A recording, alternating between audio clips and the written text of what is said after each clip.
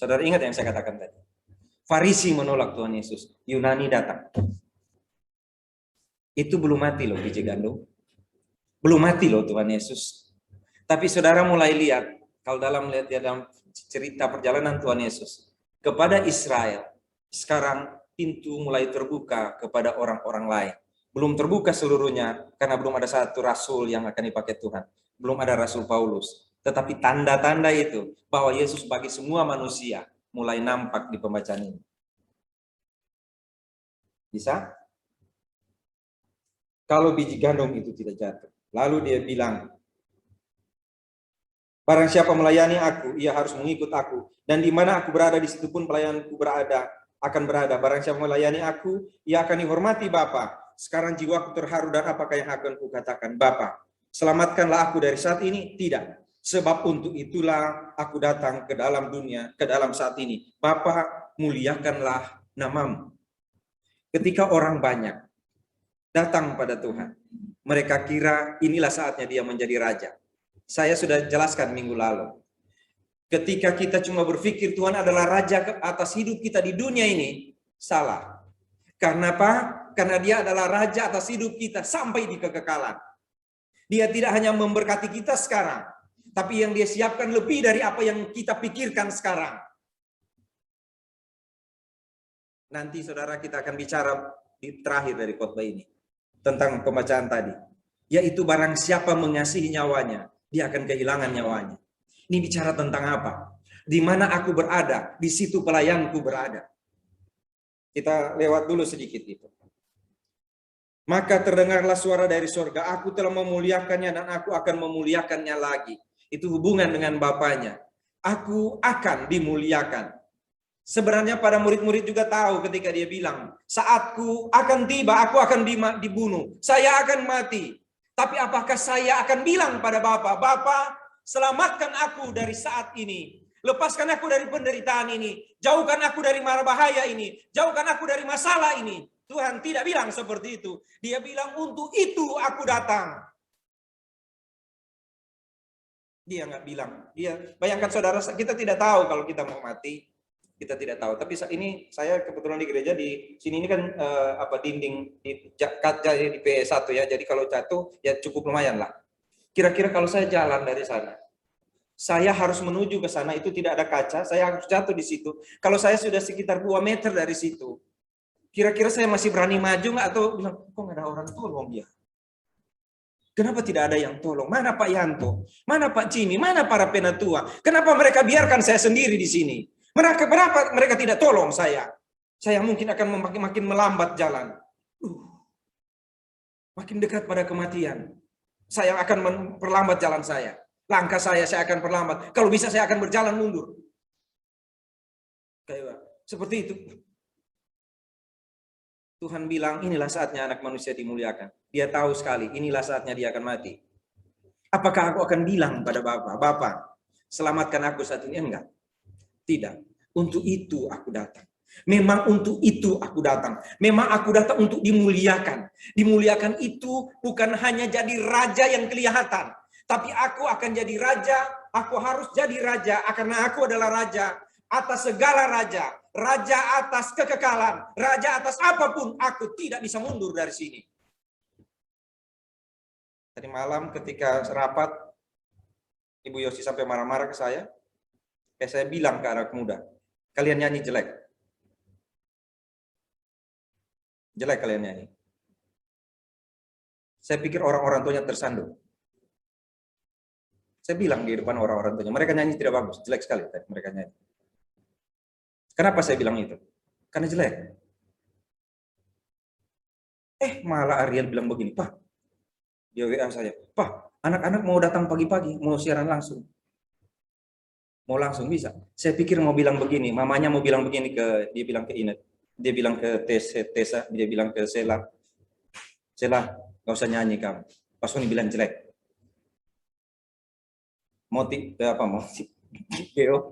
Geo, tantenya bilang, nggak usah nyanyi Geo, makanya kamu. Nggak usah, biar aja Pak Sony itu, memang dia siapa dia. Bilang jelek lagi begitu. Nggak usah datang.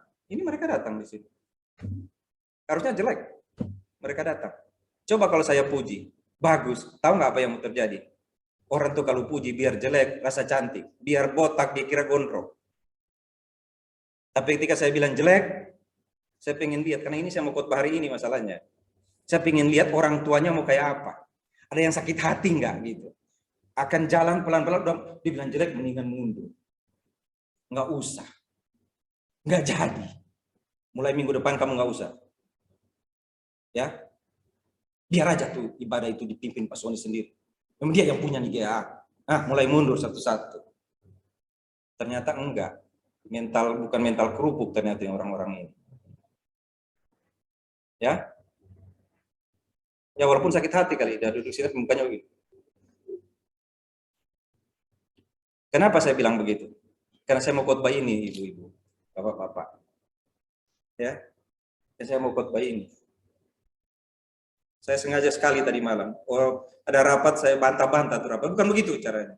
Saya mau lihat ada yang bilang begini. Kalau begitu Pak, saya mengundurkan diri sebagai bendahara. Sebagai sekretaris saya mengundurkan diri, mendingan saya urus pelayanan lain. Pak, memang cuma di sini pelayanan. Saya kira mau begitu. Enggak ternyata ya. Oh berarti memang ibu-ibu nggak usah dikhotbahin ini. Memang sudah ngerti. Jadi nggak jadi bahas ini tadi. Di mana, apa dibilang tadi? Di mana aku berada. Di situ juga pelayanku berada. Di mana itu pelayannya berada? Ditolak, ngerti? Ditolak oleh siapa? Oleh Farisi. Diterima oleh siapa? Yunani datang. Saudara lihat, disambut tapi salah sambutannya. Disambut karena ingin Tuhan berkati mereka, bukan untuk melayani Tuhan. Mereka taruh pakaian supaya keledai itu jalan di situ memang. Mereka sambut dia dengan sorak-sorai, tapi mereka berpikir dia akan jadi raja untuk mengalahkan bangsa-bangsa. Padahal Tuhan bilang bukan. Penguasa dunia ini yang saya kalahkan. Iblis. Ya. Iblis. Kalau kita melayani dikit baru kena langsung. Saya tanya, Andia mau ke gereja nggak dia? Ada tugas. Saya tahu dia sakit hati sekali tadi malam. Karena dia yang saya bilang, Andia kamu salah, acara kemarin itu, acara tadi malam itu nggak bagus. Tidak bagus Andia. Papa malu lihat pelayanan kayak begitu. Andia langsung bilang, bukan begitu Pak. Pagi-pagi saya tanya, Andia mau ke gereja nggak? Iya. Dek, nggak sakit hati kan Papa bilang gitu kan? Ya, itu baru shock mental, baru shock dikit itu. Itu baru begitu aja mulai mikir. Sudahlah, perpanjang gedung, perpanjang aja sendiri kalian. Tidak dapat apa-apa juga. Nggak apa-apa saudara kalau begitu, nggak apa-apa. Tidak ada masalah. Tapi itu baru shock dikit itu. Gimana ya, saudara? Agak susah ya? Tapi ini yang Tuhan bilang ini. Oh maaf, kita lewat dulu sedikit, nanti balik sedikit. Balik, karena itu di kesimpulan bagus. Bapa muliakanlah namamu. Bapa berkata dari surga, aku telah memuliakannya dan aku akan memuliakannya lagi. Orang banyak yang berdiri di situ dan mendengarnya berkata bahwa itu bunyi guntur. Ada pula yang berkata suara malaikat telah berbicara dengan dia. Mereka dengar suara tapi nggak tahu apa yang diomongin. Oke?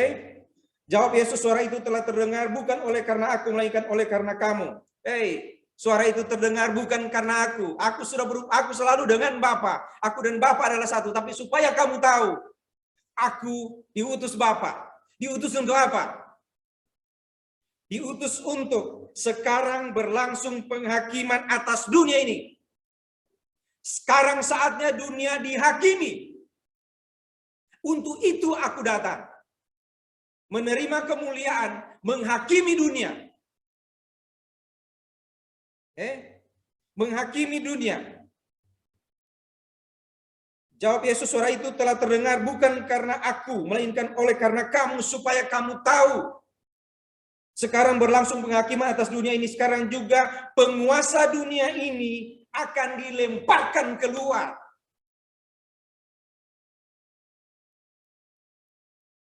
Kamu saksi, mendengar itu. Penguasa dunia ini akan dilemparkan keluar. Bukan cuma penguasa Romawi, bukan cuma bangsa-bangsa yang menginjak-injak Israel, tapi penguasa dunia ini akan dilemparkan keluar. Iblis, saya katakan tadi. Dan kalau aku ditinggikan, aku dimuliakan. Di mana ditinggikannya? Di kayu salib. Kalau aku dinaikkan di atas kayu salib, aku akan menarik semua orang datang padaku.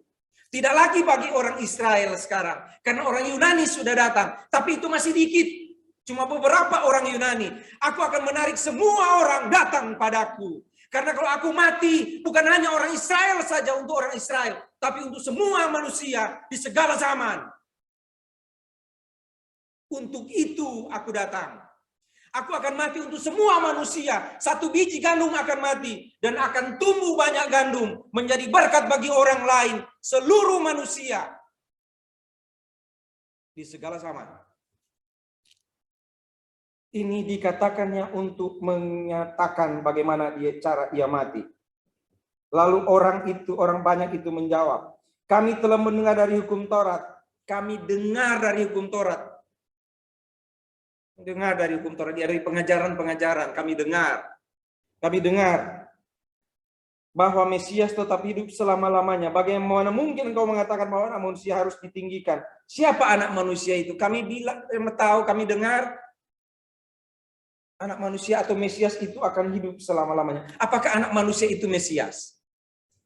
Bagaimana bisa dia akan ditinggikan? Mati bagaimana? Kan dia nggak mati-mati. Saudara lihat reaksi Tuhan Yesus. Tuhan Yesus jawab, enggak. Saudara lihat. Ketika mereka bilang, kami mendengar bahwa Mesias tidak akan mati, tidak pernah mati. Dia hidup selama-lamanya. Okay?